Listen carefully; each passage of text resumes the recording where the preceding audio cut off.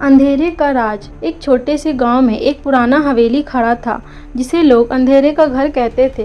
कहते हैं वहां रात के समय अजीब सी आवाजें आती थी और कोई भी वहां रात बिताने की हिम्मत नहीं करता था।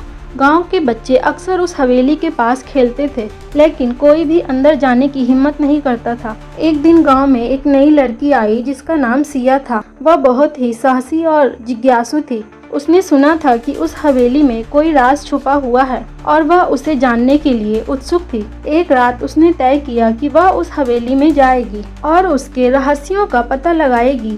सिया रात के अंधेरे में हवेली के पास पहुंची।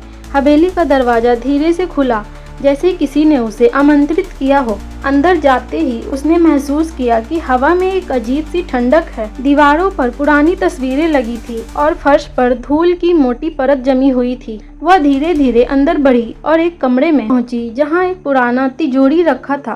तिजोरी के पास एक किताब पड़ी थी जिसका नाम था अंधेरे का राज। सिया ने किताब उठाई और पढ़ना शुरू किया। किताब में लिखा था कि हवेली में एक समय एक वैज्ञानिक रहता था जिसने अंधेरे की शक्ति को समझने के लिए कई प्रयोग किए थे, लेकिन उसको प्रयोगों ने हवेली को एक भूतिया स्थान बना दिया। वैज्ञानिक की आत्मा अब भी हवेली में बसी हुई थी और वह किसी को भी अंदर आने की अनुमति नहीं देता था। सिया ने किताब को ध्यान से पढ़ा और समझा कि उसे उस आत्मा को शांति देनी होगी ताकि हवेली का रहस्य सुलझ सके। उसने किताब में दिए गए निर्देशों का पालन करना शुरू किया। सिया ने हवेली के सबसे अंधेरे कमरे में जाकर किताब में बताए गए मंत्रों का उच्चारण किया। अचानक कमरे का तापमान गिरने लगा और एक ठंडी हवा चलने लगी। सामने एक धुंधली आकृति प्रकट हुई जो वैज्ञानिक की आत्मा थी। आत्मा ने सिया से कहा, तुमने मेरे प्रयोगों को जानने की कोशिश की, लेकिन क्या तुम मेरे दर्द को समझ पाई हो? सिया ने कहा, मैं समझ सकती हूँ, लेकिन तुम्हें शांति की आवश्यकता है। मैं तुम्हारी मदद करना चाहती हूँ। आत्मा ने सिया की बातों को सुना और धीरे धीरे उसकी आंखों से आंसू बहने लगे।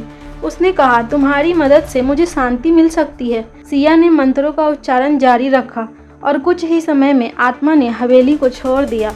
सिया की मदद से हवेली का रहस्य सुलझ गया। अब वह एक सामान्य स्थान बन गया था और लोग वहां बिना डर के जा सकते थे। सिया ने गांव वालों को बताया कि कभी कभी हमें अतीत के दर्द को समझकर उसे शांति देनी चाहिए ताकि भविष्य उज्जवल हो।